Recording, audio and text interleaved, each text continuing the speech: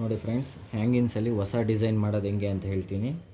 ಇಲ್ಲಿ ನೋಡಿ, 4ಕ್ಕೆ 4 ನಾನೇನು ಮಾಡಿದ್ದೀನಿ ಅಂದರೆ 2 ಥರ ಪೀಸ್ ಕಟ್ ಮಾಡ್ಕೊಂಡು 1 2 ಆಯಿತಾ. ಅದಾದಮೇಲೆ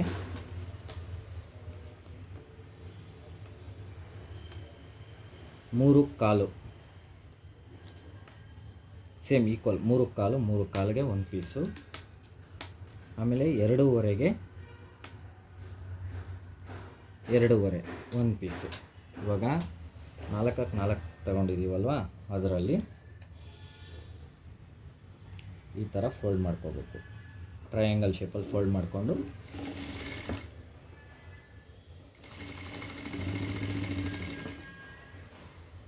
ಆದಮೇಲೆ 3 ಕಾಲಿಗೆ 3 ಕಾಲ್ದು ಮತ್ತು ಅದೇ ಥರ ಫೋಲ್ಡ್ ಮಾಡ್ಕೋಬೇಕು.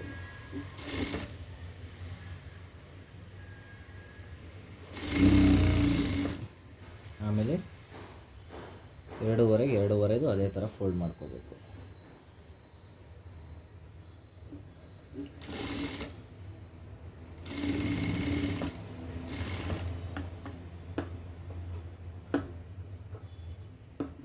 ಇವಾಗ 4ಕ್ಕೆ 4 ಕಟ್ ಮಾಡಿದ್ವಲ್ಲ, ಅದ್ರ ಮೇಲೆ 3.5ಗೆ 3.5 ಸೆಂಟ್ರ್ ಈಕ್ವಲ್ ನೋಡಿಕೊಂಡು ಈ ಥರ ಒಂದು ಸ್ಟಿಚ್ ಹಾಕ್ಕೋಬೇಕು.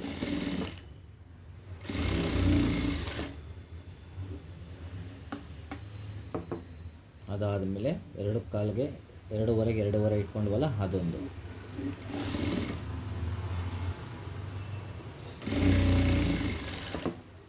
ನೋಡಿ, ಎಕ್ಸಾಕ್ಟಾಗಿ ಮಾಡ್ಕೋಬೇಕು.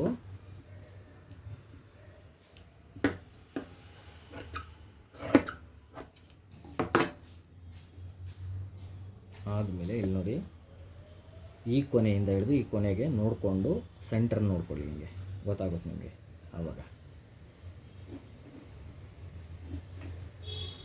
ಒಂದು ಅಂದಾಜು ಮೇಲೆ ನೋಡ್ಕೊಳ್ಳಿ ಸೆಂಟರ್ನ. ಸೆಂಟ್ರಿಗೆ ಕರೆಕ್ಟಾಗಿ ಜಾಯಿಂಟಿಂಗ್ ಇರೋದು ಬರಬೇಕು. ಈ ಕೊನೆಯೂ ಸೆಂಟರ್ ಕರೆಕ್ಟಾಗಿ ಬರಬೇಕು.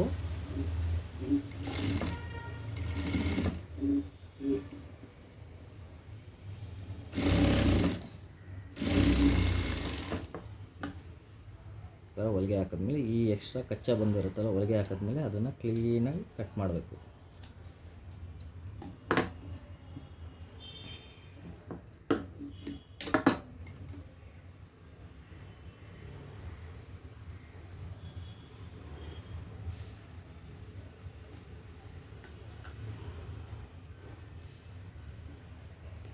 ಆದಮೇಲೆ ಈ ಥರ ಫೋಲ್ಡ್ ಮಾಡ್ಕೊಳ್ಳಿ.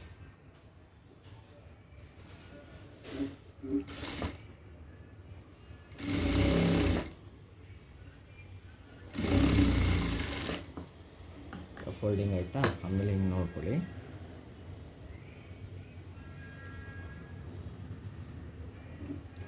ಆಮೇಲೆ ಅಲ್ಲಿ ಒಂದು ಕಿನ್ನರ್ ಹಾಕ್ಕೋಬೇಕು.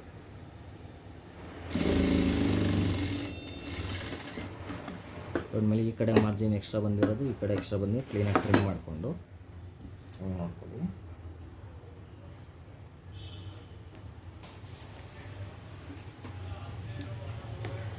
ಇದನ್ನು ಇಲ್ಲಿ ಇಡಬೇಕು. ಕ್ಲೀನಾಗಿ ಹಿಂಗೆ ನೋಡಿಕೊಂಡು ಹಿಂಗೆ ಇಟ್ಕೊಳ್ಳಿ. ಹಿಂಗೆ ಇಟ್ಕೊಂಡ್ಮೇಲೆ ಈ ಕೊನೆಯೂ ಒಂದೇ ಲೆವೆಲ್ ನೋಡ್ಕೊಳ್ಳಿ. ಇದನ್ನು ನೋಡ್ಕೊಂಡ್ರೆ ಆಮೇಲೆ ಹಿಂಗೆ ಇಟ್ಬಿಟ್ಟು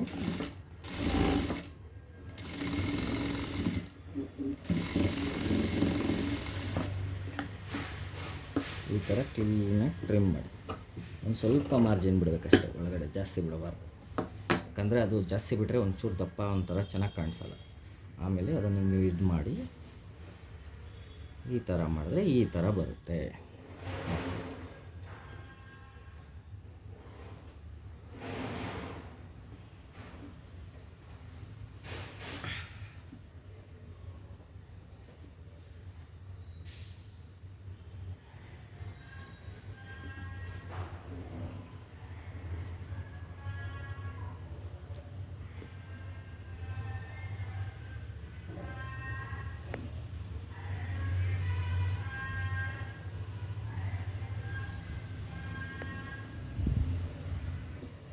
ನಮ್ಮ ಚಾನಲ್ ಸಬ್ಸ್ಕ್ರೈಬ್ ಮಾಡಿ, ಒಂದು ಬೆಲ್ ಐಕಾನ್ ಇದು ಮಾಡಿ, ಆಮೇಲೆ ಶೇರ್ ಮಾಡಿ.